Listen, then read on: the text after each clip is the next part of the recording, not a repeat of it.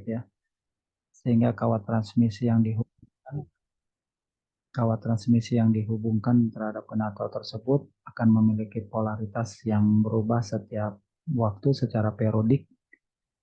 Perubahan polaritas ini yang kemudian nanti akan menghasilkan suatu gelombang gitu ya. Gelombang ya ini adalah gelombang listrik yang termasuk ke dalam gelombang elektromagnetik. Nah, kemudian kalau dibandingkan ya kalau kalau melihat seperti ini kan berarti artinya gelombang elektromagnetik sebetulnya merambat merambat di antara kedua ini ya. Begitu ya. Rambatannya ke arah sini. Wih, tumben saya nih bisa bikin garis lurus gini. Nah, ya, merambat seperti ini. Ya. Jadi merambat di antara ini ya. Misalnya dinyatakan dengan tadi rambat rambatan energinya kan di ke arah sini.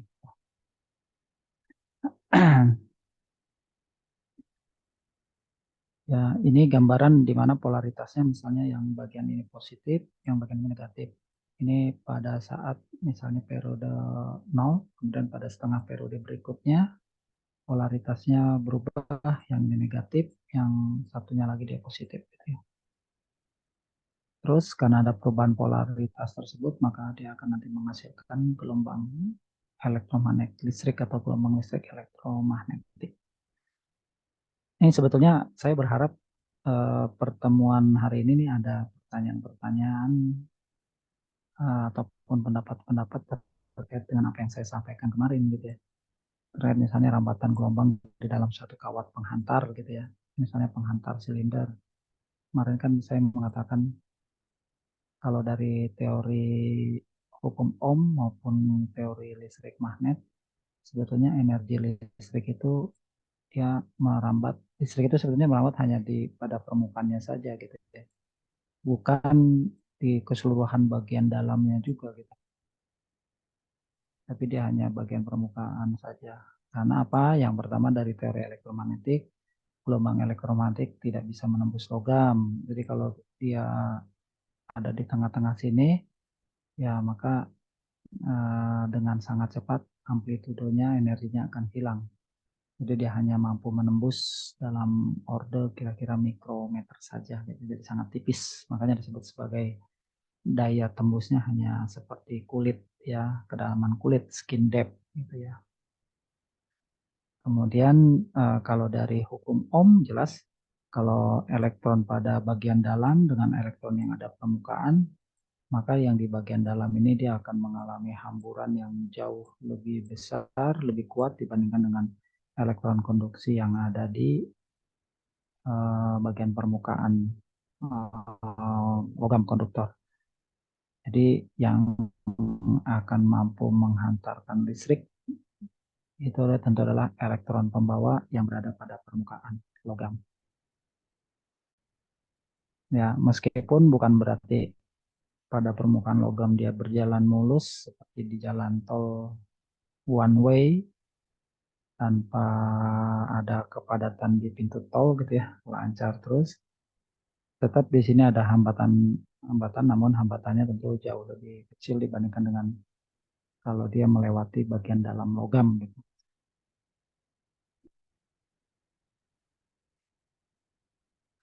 Nah, kemudian yang terakhir sebetulnya kemarin kita membahas apa ya? Yang eh, kriteria untuk mana ya? Nah, ini kriteria apakah suatu bahan dia bersifat konduktor atau isolator. Nah, ini sebetulnya bisa diuji dengan ini ya. Ya, tapi tentu kalau karena kita kuliah gelombang, ya kita fokusnya kalau dia misalnya tadi ya, kalau dia misalnya ada suatu rangkaian, ya arus listrik ke arah sini, kemudian di cabang yang satu ada kapasitor, yang satu konduktor gitu ya istilahnya. Konduktor yang dinyalakan dengan konduktivitasnya seperti ini. Kalau tadi kita uji kalau konduktornya tinggi gitu ya, maka nilai rasio ini kan kira-kira nilainya akan segini ya. Nah, ya, maka nilai perbandingan antara konduktansi dengan frekuensi dan permitivitas listriknya lebih besar sama dengan 100 gitu. Nah, kemarin pertanyaannya kalau konduktivitas tinggi tentu harus akan lebih senang dia melewati ini ya, karena dia akan tanpa hambatan. Nah, kemudian kalau misalnya konduktivitasnya kecil, ya dalam arti misalnya resistivitasnya besar. Kalau resistivitasnya besar, tentu arus yang melewati sini kecil ya. Arus yang melewati kapasitor ini akan menjadi besar gitu. Ya, karena sesuai dengan hukum Kirchhoff, kalau misalnya ini adalah I1, ya sini I2, yang sini misalnya I3, itu kan di mana I1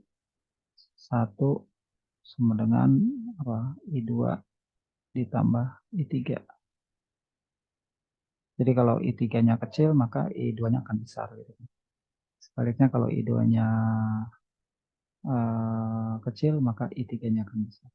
Jadi kalau ini hambatan listriknya besar atau konduktivitasnya kecil, maka nanti dia akan lebih banyak yang melewati ini, gitu ya. Nah, kemudian juga dibandingkan bagaimana rambatan gelombang pada keping kapasitor ya, keping kapasitor. Kalau di antara keping kapasitor diisi dengan udara, kemudian yang satu diisi dengan keramik, kira-kira mana yang paling besar energi listriknya antara udara dengan keramik? Jawabannya apa tuh? Ini kaitannya dengan listrik magnetnya. Nah, tadi udah ada yang buka mic, siapa tuh? Dengar-dengar lagu. Energi yang lebih besar itu energi udara. Energi udara benar. Sifat. Oh ya, ya. Sebentar ya. Yang ini aja Pak ya. Ntar saya matiin dulu Pak ya.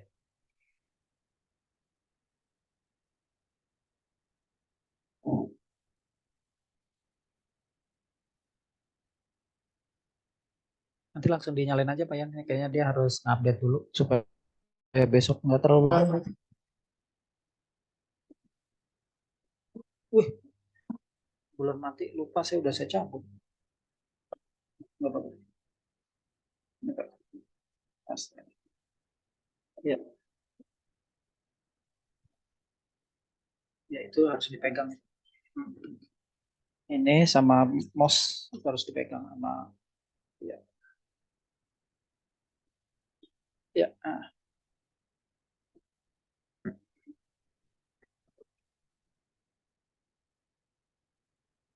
sorry. Kalau misalnya dia udara, tadi jawaban dari Ulan ya. Iya, Pak. Ya. Eh,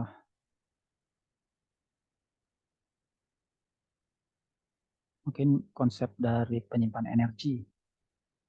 Kalau udara dengan keramik, kira-kira nilai di elektriknya besaran mana? Nilai D. Mana yang lebih mampu menyimpan muatan gitu ya? Menyimpan muatan. Mana yang lebih besar menghasilkan current displacement? Perpindahan arus keramik atau udara? Kalau dari teori listrik magnet, mana? Keramik, Pak. Iya, keramik. Keramik, kalau kita bicara di elektrik, ada besaran misalnya susceptibilitas listrik, kayak gitu ya. Atau tetapan di elektrik. Kira-kira tetapan di elektrik keramik dengan udara besaran mana? keramik. Iya, misalnya keramik. Sehingga keramik lebih banyak, lebih mampu menyimpan energi listrik, gitu ya. Iya. Sekarang kalau misalnya kamu bikin rangkaian listrik ya, seperti ini.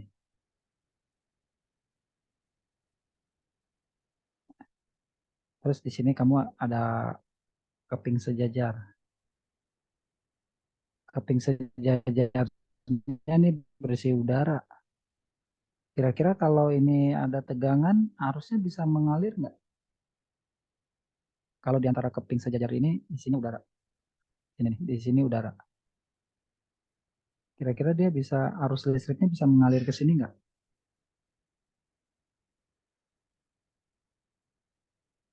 Kalau menurut Bulan, kalau dia berisi udara.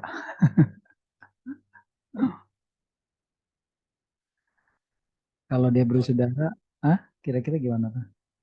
Nggak bisa, Pak. Bisa nggak? Nggak, Kenapa nggak bisa? Memang mekanismenya karena iya karena gimana? tidak ada medianya, Pak. Iya. Apakah ini sama seperti kita kayak kabel kita putusin gini? Kabel yang nggak nyambung sehingga tidak ada arus. Kalau ini kan dia masih ada keping plat.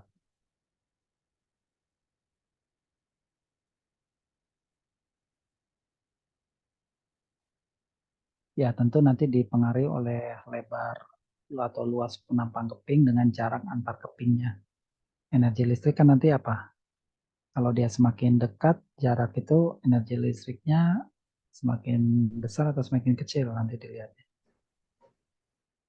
Ya gambarannya tentu berbeda ya kalau dengan kabel putus. Kalau kabel putus otomatis kalau kita sambungkan dengan beda potensial ini nggak akan ada aliran listrik ya karena dia putus di sini. Tapi kalau ini keping sejajar, ya keping sejajar itu tetap dia mampu apa, mampu dia menyimpan muatan. Jadi begitu P-nya tidak nol, ya arus listrik ini masih tetap bisa mengalir. Karena apa? Karena akibat dari keping sejajar ini dan diberi beda potensial, maka di sini akan berkumpul apa? Muatan di permukaan plat di sebelah kiri sini akan berkumpul muatan positif ya. Sementara yang di sini akan berkumpul muatan negatif. Sehingga di sini akan menghasilkan medan listrik. Kalau di antara dua keping plat sejajar akan menghasilkan medan listrik, ya maka arus tentu akan mengalir. Ya kan? Kalau di sini diisi bahan dielektrik, nah, kemampuan dia untuk menyimpan, kemampuan maksudnya gini, ini harus bisa mengalir, tapi begitu V-nya sama dengan nol, kalau ini udara, udara itu hanya mampu menyimpan energi listrik sedikit. Jadi begitu ini misalnya tegangan potensialnya kita buat nol, maka dalam beberapa saat arus listrik masih bisa mengalir, tapi cepat habisnya. Jadi dia ya cepat mati gitu. Dibandingkan kalau di antara kuping sejajar ini kita kasih bahan keramik, maka meskipun ini ya mungkin masih ingat yang hukum Ampere, revisi dari persamaan Maxwell, hukum Ampere, ternyata arus listrik juga eh, medan listrik bisa ada tanpa adanya arus listrik gitu ya istilahnya. Jadi kalau sini arus listriknya nol, kalau di sini ada kapasitor, maka dia masih mampu mensuplai energi sampai waktu sampai simpanan energinya habis gitu ya. Hmm. Ya itu lebih berat ke listrik magnetnya ya. Ini ya kita lebih ke uh, apa, uh, gelombang elektromagnetik. Nah dari rambatan gelombang elektromagnetik kita balik lagi ke sini. Ternyata kriteria dari rambatan itu kita bisa menentukan apakah suatu medium yang dilewatinya itu ada apa konduktor atau isolator, ya, kriterianya nanti ditentukan selain dari tadi konduktivitas dan juga ditentukan oleh apa ditentukan oleh frekuensinya juga gitu ya. Ini ada frekuensinya.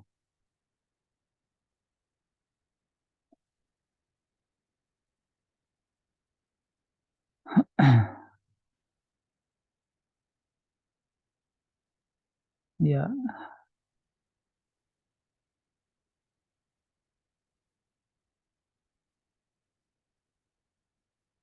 baik itu pertemuan kita yang kemarin. Ada yang punya pendapat lain silakan.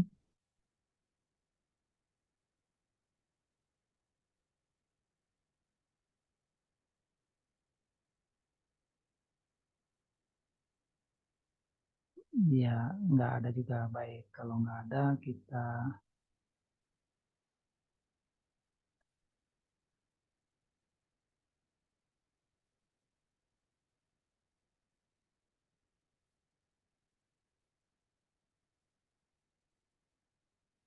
ya ini terakhir tadi impedansi impedansi gelombang elektromagnetik tadi ini untuk bahan dielektrik dinyatakan dengan ini, sementara untuk bahan konduktor dinyatakan dengan ini. Ya. Kalau melihat dari gambaran ini kira-kira mana impedansi yang lebih besar, mana yang lebih kecil? Ini impedansi untuk bahan dielektrik, ini impedansi untuk bahan konduktor. Kira-kira besaran mana nih?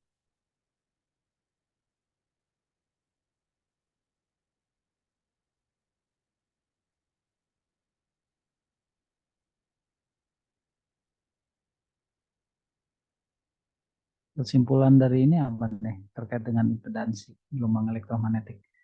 Arti mungkin pertanyaan sederhana kira-kira kalau gelombang elektromagnetik itu lebih mudah merambat pada bahan dielektrik atau pada bahan konduktor?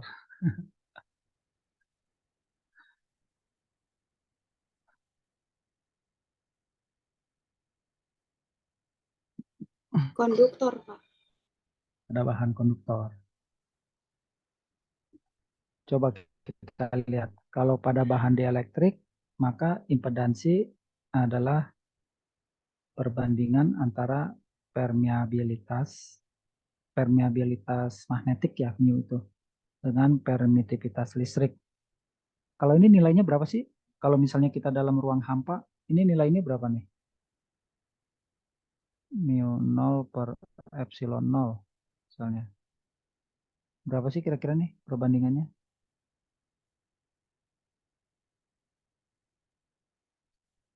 Hasilnya berapa sih? Nah, kemudian ini dibandingkan dengan ini. Kalau ini misalnya mu pada bahan itu kan apa ya? Ada semacam kayak tetapan dikalikan dengan mu nolnya gitu ya. Ya. Nah, kemudian frekuensinya berapa, ininya berapa. Nah, nanti coba hitung nilai dari ini. Hitung nilai ini. Bandingkan dengan nilai ini. Nah, lebih besar mana? Lebih besar atau lebih kecil atau sama? Nah, ini kan.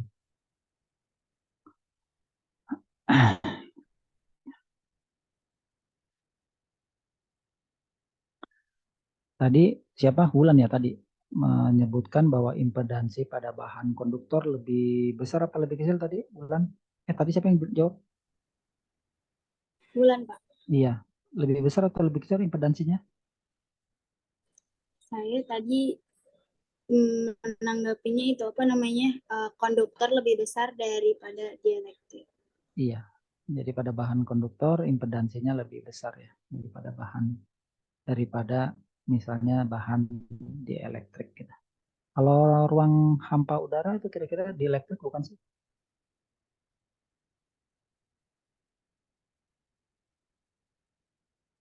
cahaya yang merambat dari matahari ke bumi melewati ruang vakum. Nah, ruang vakum itu bahan dielektrik atau bukan?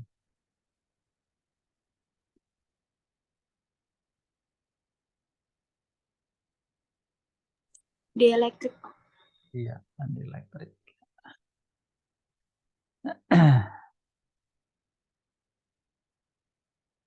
Ya, itu ya. Tadi mungkin ada dua aspek yang mesti agak dibedakan ya. Tadi mungkin saya takut agak kelewat terkait dengan ini. Kalau tadi saya cerita yang kaitan dengan ini adalah tadi kemampuan suatu sistem untuk menyimpan energi listrik gitu ya. Ya tentu kemampuan untuk menyimpan energi listriknya itu lebih banyak. eh, Kalau bahan konduktor itu tidak bisa menyimpan energi listrik. Jadi artinya kalau misalnya saudara membuat satu rangkaian dengan kabel konduktor, begitu sumber tegangannya kita putus atau kita off-kan, maka langsung tidak ada energi listrik yang mengalir pada konduktor tersebut. Nah, berbeda dengan kalau pada sistem kapasitor, meskipun nanti berbeda potensialnya kita stop, tapi karena kapasitor mampu menyimpan tabungan, dia mampu menabung, sehingga pada masa kritis dia masih bisa belanja dengan uang tabungan tersebut. Gitu ya.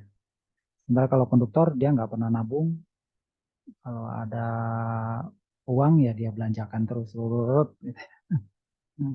Jadi begitu uangnya habis, ya dia udah ikut habis juga.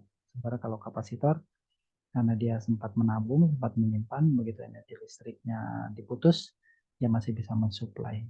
Ya. Nah, jadi itu memang kaitannya hanya itu aja ya, si kemampuan yang menyimpan. Kalau dengan rambatan gelombang elektromagnetik, ya tadi ini, ya kita bisa lihat kemampuan menyimpan energi listrik pada bahan konduktor dengan bahan listrik. Ataupun kemampuan untuk merambatkan energi pada gelombang untuk kemampuan untuk impedasi pada bahan dielektrik dengan pada bahan konduktor. Tapi tadi jawabannya adalah bahan konduktor lebih besar. Tolong di cross check dengan yang tadi saya sampaikan ya. Cross check coba saudara ambil frekuensi listrik itu misalnya berapa? Misalnya 50 Hz gitu ya. Kemudian mu konduktivitasnya berapa? Konduktivitasnya misalnya 10 pangkat minus atau 10 pangkat 7 ohm meter gitu ya misalnya. Kemudian mu-nya coba ambil berapa angkanya dibandingkan dengan nilai ini. Ya.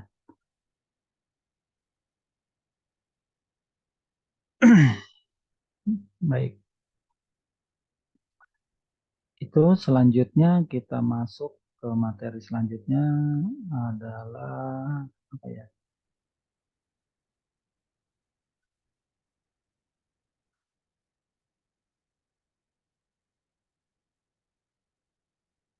Ya, mungkin saya masuk ke sini.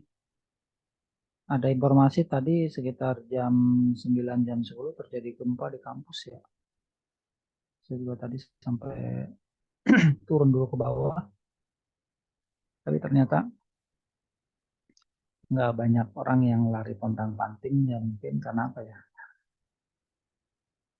Karena udah terbiasa. Ya sebetulnya itu nggak boleh ya. Kalau dari standar K3 yang sudah diterapkan harusnya begitu ada getaran, semua harus turun ke bawah dengan menggunakan tangga darurat, bukan dengan menggunakan lift. Ini kalian di kampus apa di rumah? Halo? Kalau saya Hmm? udah di rumah, Pak.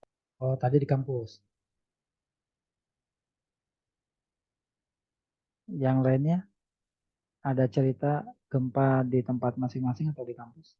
Aman ya?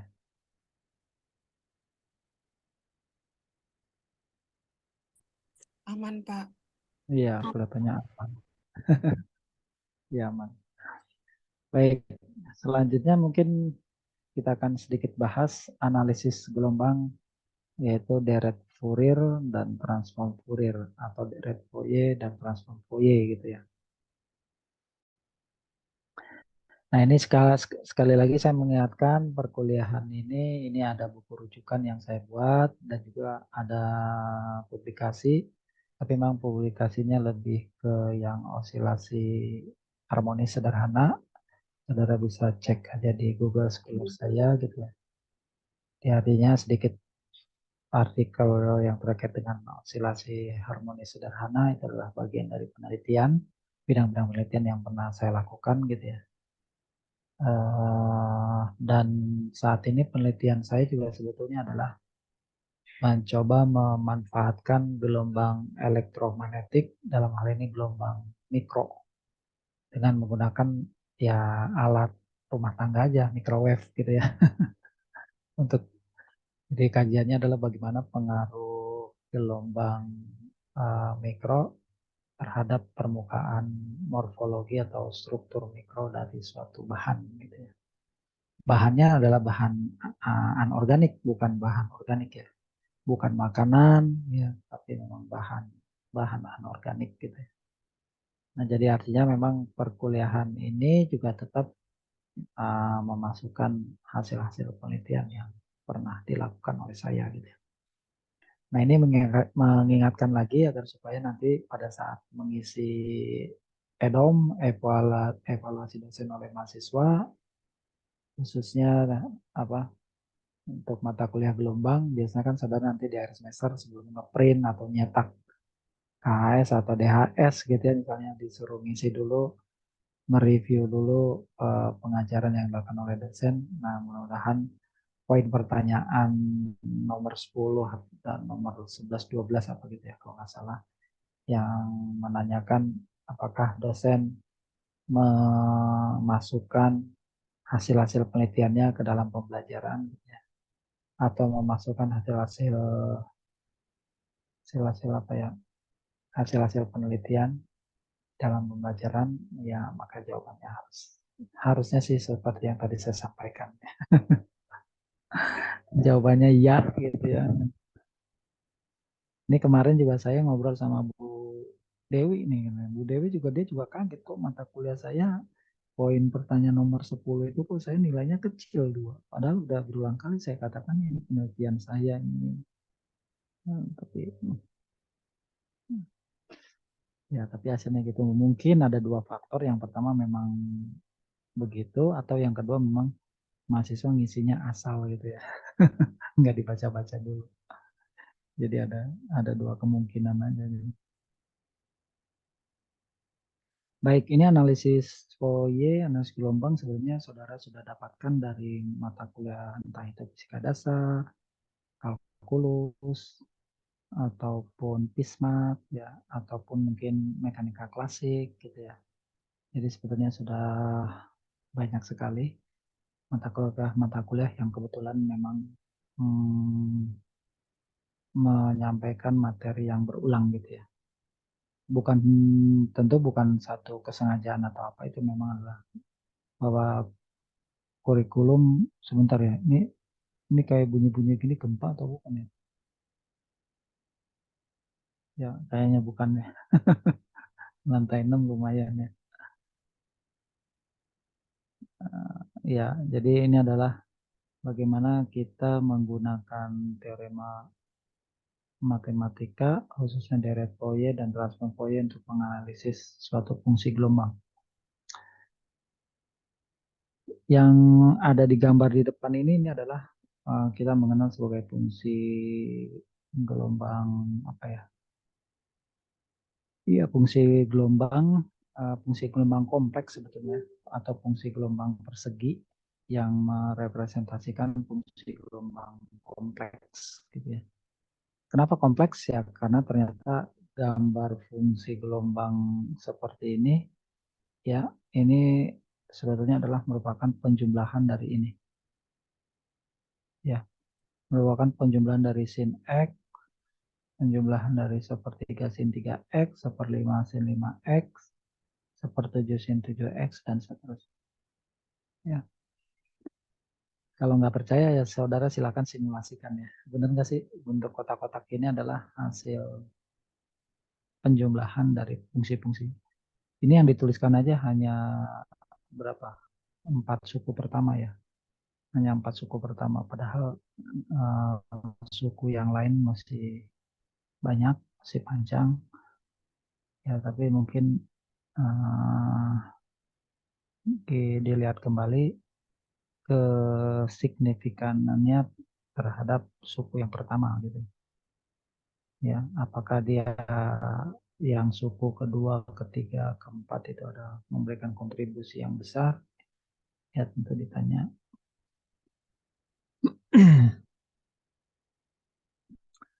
eh, apa?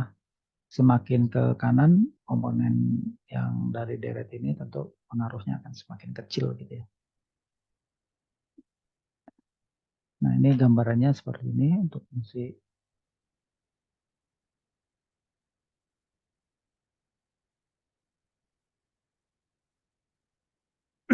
Nah secara teoritis fungsi deret Fourier ini diungkapkan dengan ungkapan seperti ini. Ini fungsinya, sementara ini koefisien-koefisiennya. Kok di stop?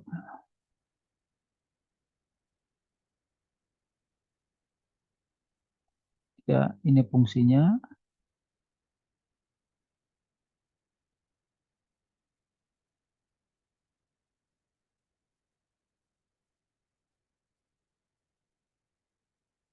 Ya, kemudian ini komponennya nih ada AN, ada WN. Nah, ini komponen Fourier-nya.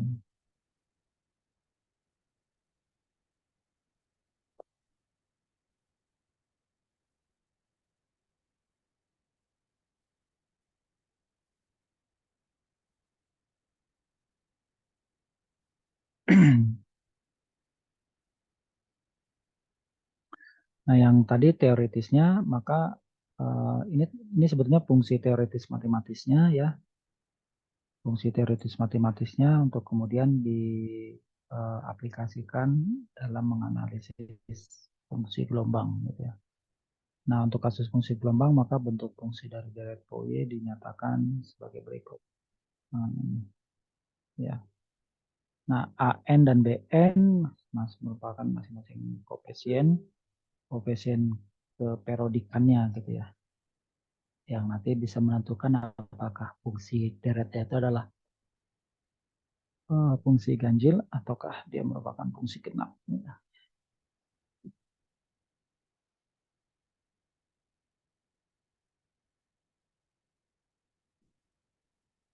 Dengan deret Fourier dan transform Fourier sebenarnya kita dengan sangat mudah nanti menganalisis untuk bentuk fungsi gelombang yang kompleks. Ya contohnya ini ada gelombang yang kayak gigi gergaji gitu ya. Kemudian ada juga gelombang yang seperti ini.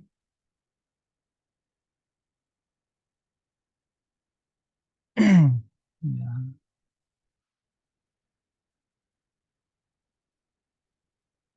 Nah, kemudian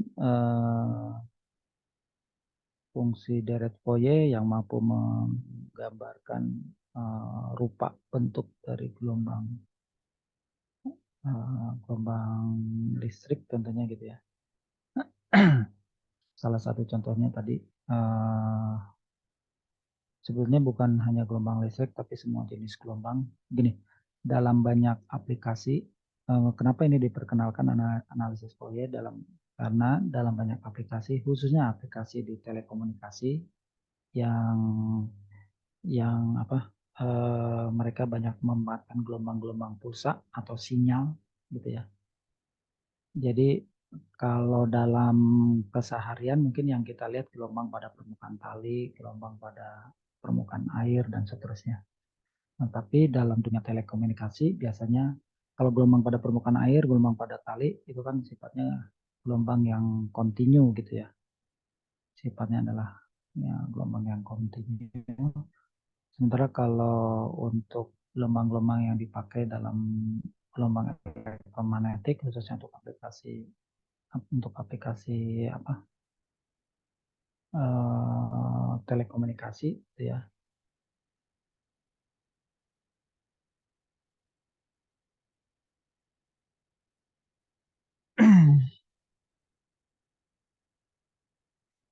Nah, itu banyak dalam telekomunikasi itu banyak menggunakan gelombang-gelombang pulsa. Nah, gelombang pulsa pada prinsipnya itu adalah gelombang kompleks, ya, yang merupakan gabungan dari beberapa buah gelombang harmonis, ya. Bahkan eh, apa?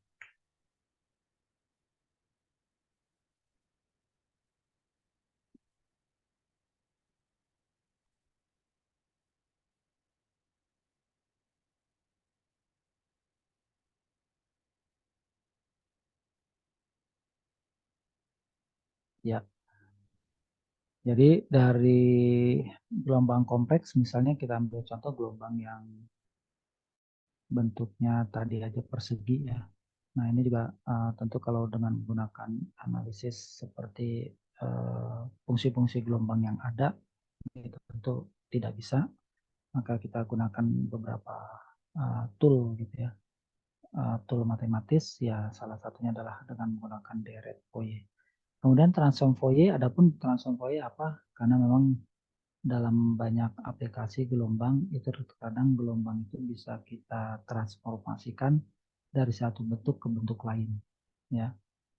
Misalnya kita ingin menggambarkan, ya contohnya kalau gelombang itu kan merupakan fungsi peubahnya itu kan ruang dan waktu.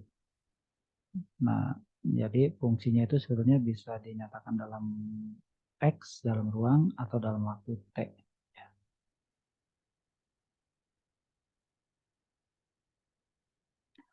Nah, karena itu masih dalam satu kesatuan fungsi, maka sebetulnya bisa kita uh, ubah, kita transform.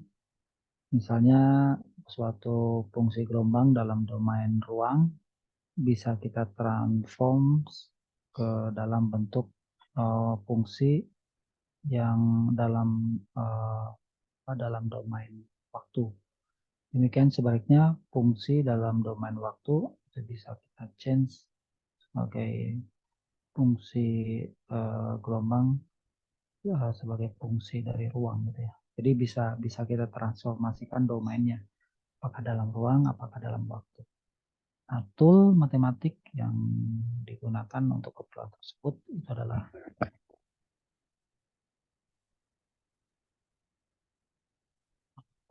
Sompoye, ya. Sompoye digunakan untuk bisa mentransform dari satu satu fungsi dengan domain tertentu ke fungsi lain dengan domain yang berbeda. Sebetulnya masih ada tambahan lagi selain dari deret dan transform Fourier, itu adalah fungsi delta Dirac, gitu ya. Fungsi delta Dirac itu juga menjadi kelengkapan dalam menganalisis eh, perilaku atau sifat-sifat dari suatu gelombang, khususnya dalam dunia telekomunikasi.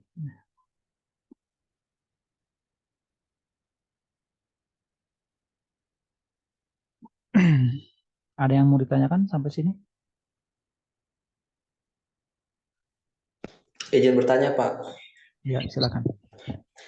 Kapan kita guna fungsi Dirac sama deret Fourier, Pak? Kapan kita guna fungsi delta Dirac, kapan kita guna fungsi Fourier? Ya, sebetulnya eh, dari awal tadi saya sampaikan penggunaan fungsi delta Dirac dan fungsi deret Fourier ataupun transform Fourier itu pada saat kita menganalisis suatu fungsi-fungsi gelombang yang kompleks.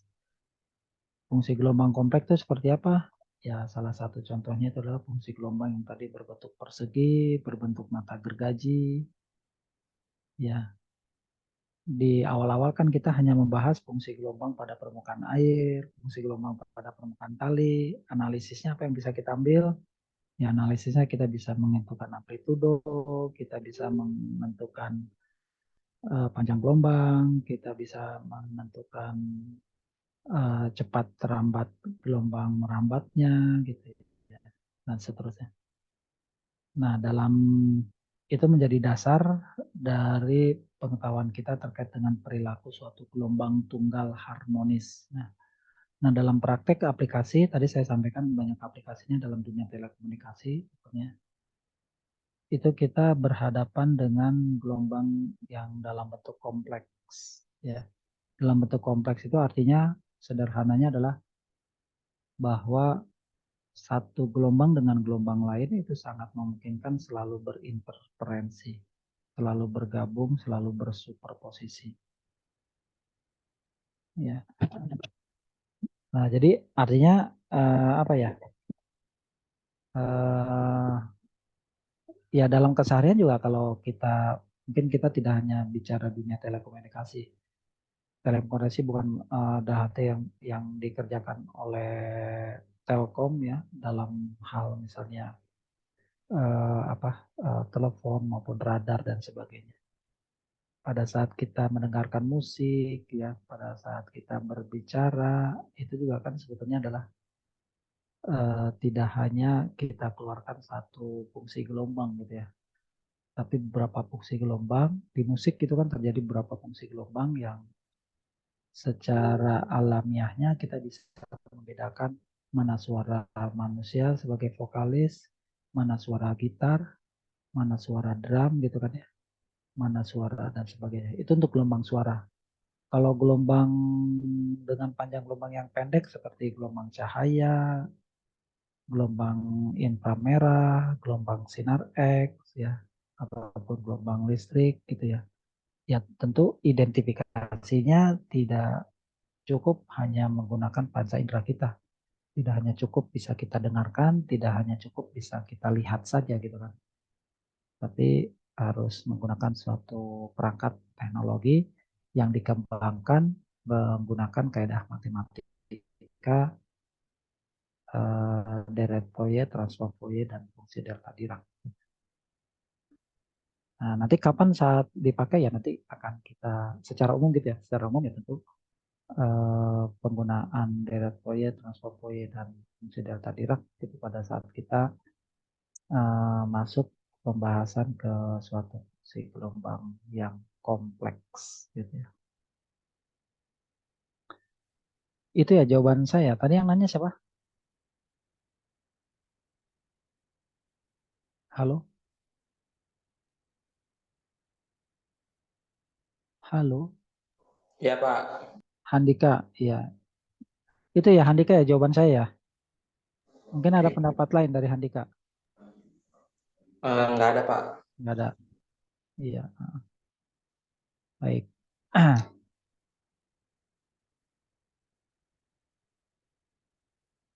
Nah ini kaidah teorema matematisnya ya dari suatu deret Fourier. Kemudian ini, nah ini saya ambil contoh aja ya.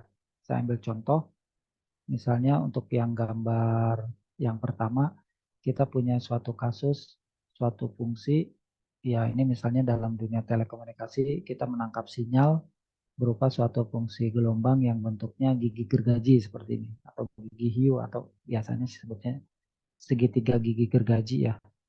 Jadi modelnya kayak gini. Nah, ternyata kalau secara matematis ini merupakan gabungan dari beberapa fungsi gelombang yang harmonis, yaitu gabungan dari yang ini, gabungan yang dari ini. Jadi kalau kita punya berapa? 6 fungsi gelombang, bentuknya kira-kira seperti ini. Ya, tentu ini ilustrasi ya. Kalau angka-angkanya di sini tidak dimunculkan, tapi kalaupun nanti ada angka-angkanya, hasilnya ya kurang lebih nanti akan sesuai dengan yang apa? Sesuai dengan dari yang gambar fungsi gelombang yang gigi gergaji ya seperti di atas. Nah, fungsi gigi gergaji di atas yang bentuknya kompleks, mungkin ini ya, saya supaya bisa kelihatan semua, ini mungkin saya kecilkan dulu.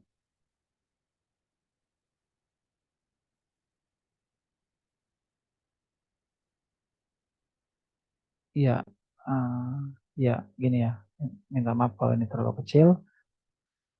Jadi ini fungsi gelombang kompleksnya, ini sebetulnya adalah penggabungan dari 6 fungsi gelombang harmonis tunggal. Yang ini jelas kan, ini harmonis pertama, ini harmonis kedua, ini harmonis ketiga. Ini fungsi yang harmonis karena bentuknya kan seperti sinusoidal ya.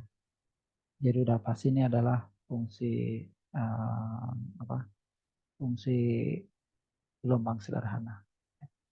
6 ini digabung maka hasilnya adalah seperti gambar di atas. Ya, itu. Nah, untuk mencari komponen-komponen pembentuk dari gelombang kompleks yang ini, maka kita gunakan deret Fourier. Deret Fourier gitu kan ya. Nah, jadi ini kembali tadi ke pertanyaan Andika. Kapan kita pakai Pak? Ya ini, kalau kamu dikasih persoalan fungsi gelombang kompleks seperti ini, maka ya coba silakan analisis. Kita bisa tahu nggak ini kira-kira penggabungan dari berapa buah fungsi gelombang harmonis tunggal, berapa kira-kira? Oh, setelah kamu menguraikan dengan menggunakan deret Fourier, oh ini ternyata ada 6. Walaupun sebetulnya yang namanya deret ini kan bisa aja tak terhingga ya. Tapi yang memberikan nilai signifikan itu hanya sampai gelombang ke-6 atau suku ke-6 gitu istilahnya. Nah, kemudian kita lihat ini kan penggambarannya dalam bentuk apa ya? Dalam bentuk misalnya antara simpangan dengan ruang atau dengan waktu sehingga kita dapatkan seperti ini.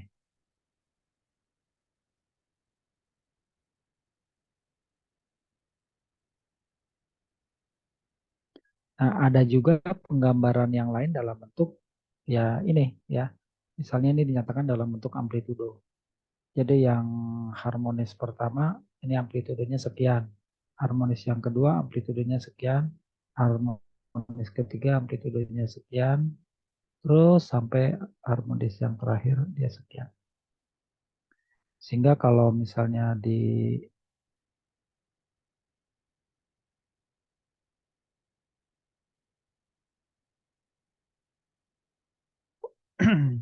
nah ini bisa direpresentasikan juga dalam hubungan antara amplitudo dengan frekuensi. Ya, jadi sekali lagi fungsi yang ini kan tentu akan memiliki frekuensi yang berbeda dibandingkan dengan fungsi ini. Yang ini juga berbeda dengan yang ini juga berbeda dengan ini berbeda dengan ini. Jadi kita lihat perbedaan fungsi ini juga selain dari amplitudo juga terjadi karena perbedaan frekuensi. Jadi gambaran umumnya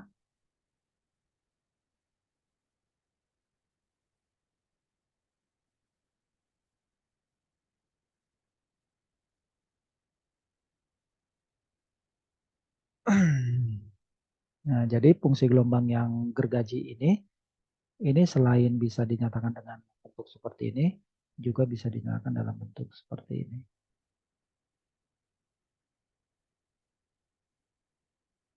Ya.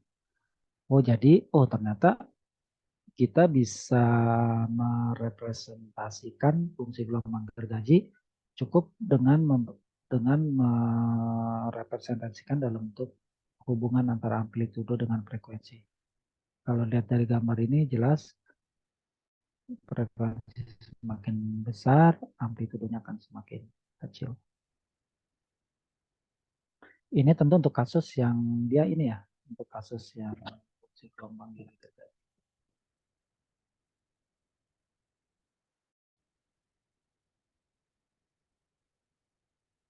Nah, kemudian ini ada integral dan transform Fourier. Ya, sebetulnya itu tadi yang seperti saya sampaikan. Jadi fungsi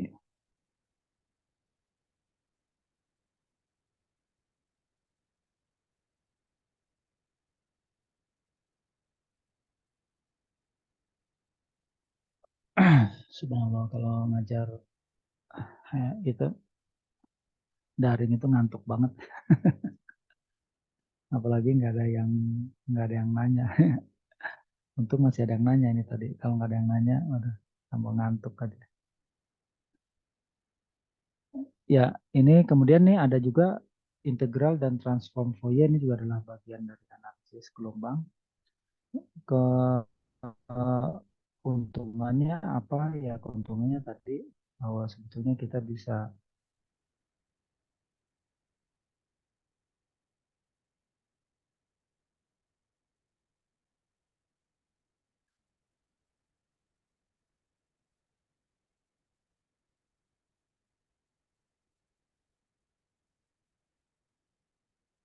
Nah, ini ilustrasi lain lagi, lanjutan yang tadi ya. Misalnya kita punya gelombang kompleks, fungsi gelombang kompleks seperti ini. Nah, ini ternyata bisa juga kita gambarkan seperti ini.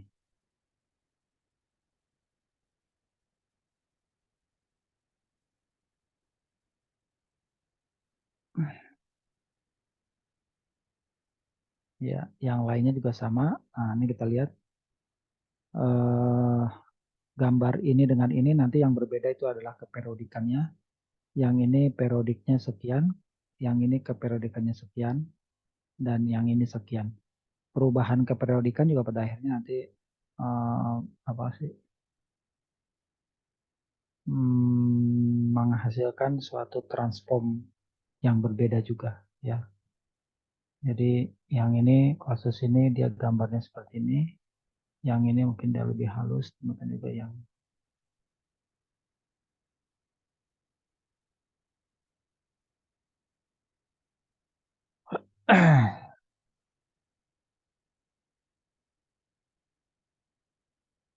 nah lanjut untuk ini transformnya ya tadi bahwa dengan menggunakan transform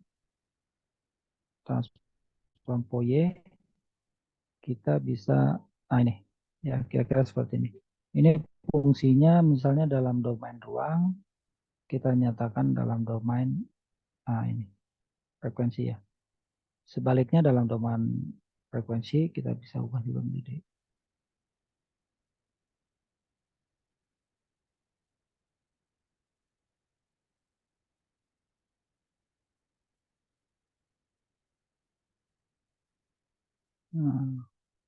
ini juga bisa ditransform dari bentuk waktu ke frekuensi ya.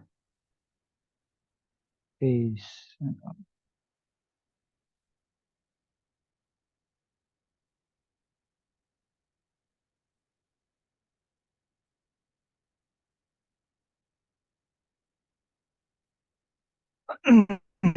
Ya, ya ini apa pasangannya ya istilahnya. Pasangannya ini dalam domain waktu T kita transform menjadi dalam domain frekuensi. Ini juga dalam domain frekuensi, ini kita bisa transform ke dalam bentuk ini bilangan gelombang.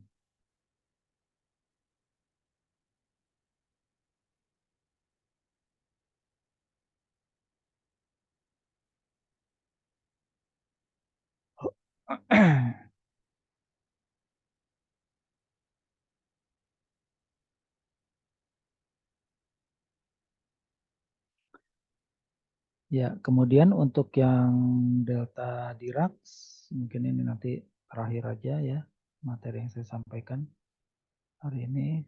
Ntar saya cari dulu.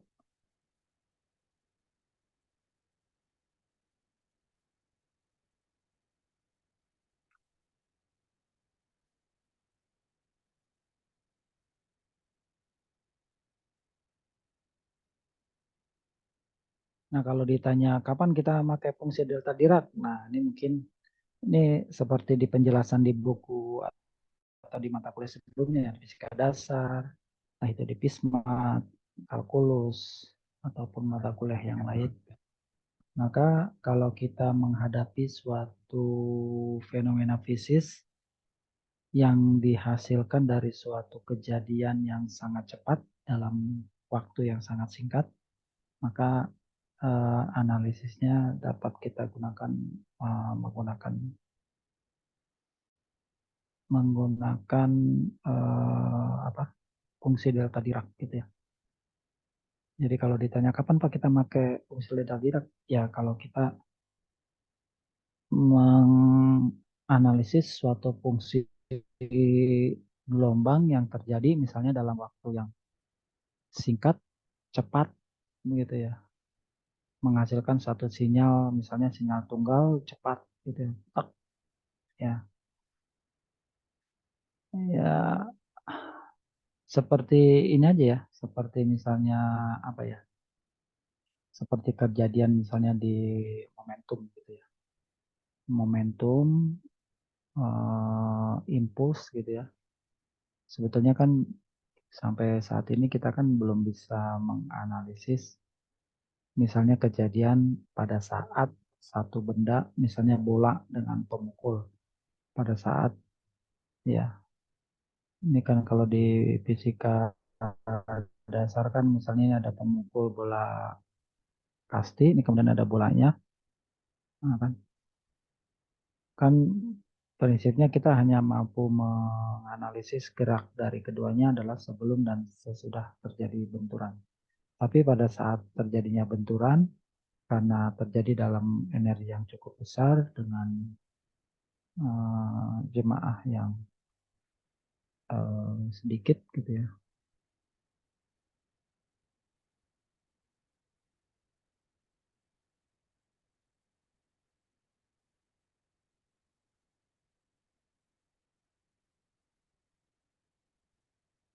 Ya, saya ulangi lagi.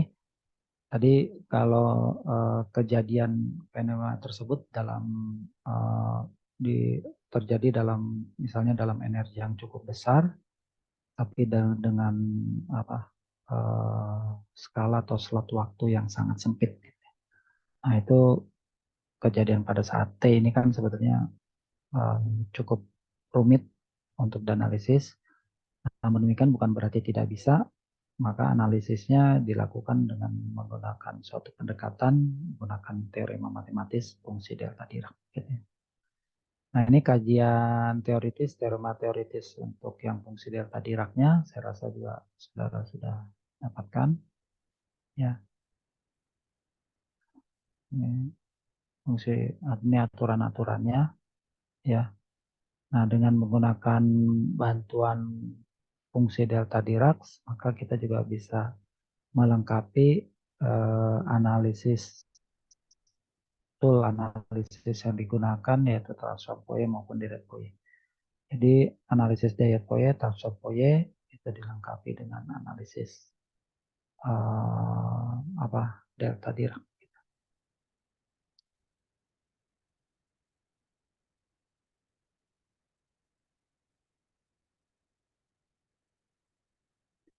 Nah kemudian ini gambaran umumnya gitu ya. Rangkuman dari tadi analisis gelombang dengan menggunakan Dirac Fourier, transform Fourier maupun fungsi delta Dirac. Misalnya kita punya suatu fungsi gelombang ya, kita punya suatu fungsi gelombang seperti ini ya. Kemudian kita bahwa fungsi gelombang seperti ini sebetulnya bisa kita gambarkan dalam bentuk lain. Gambar lainnya seperti apa? Ya seperti gambar yang di sini.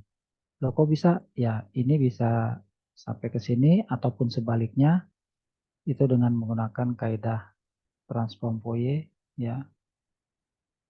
Ken Dirac Fourier, transform Fourier.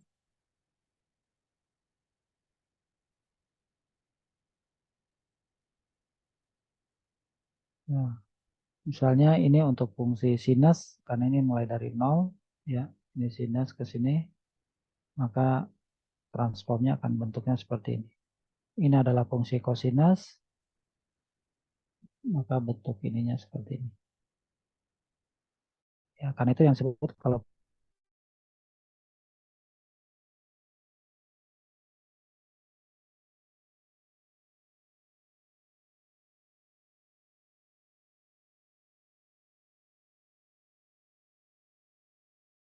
jadi dia tidak membentuk cermin, makanya adalah fungsi ganjil. Sementara yang cos ini seperti cermin, ya makanya adalah fungsi genapnya. Ya, itu mungkin materi dari saya terkait dengan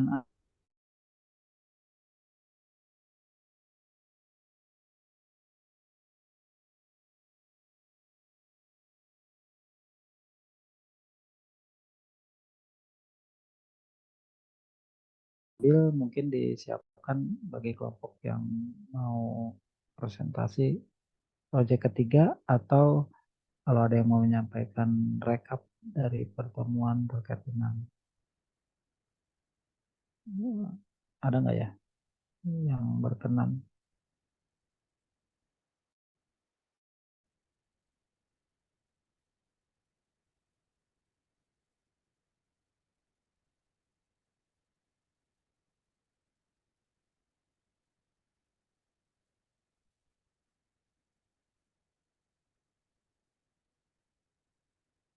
Ya, silakan. Ada yang mau ditanyakan nggak?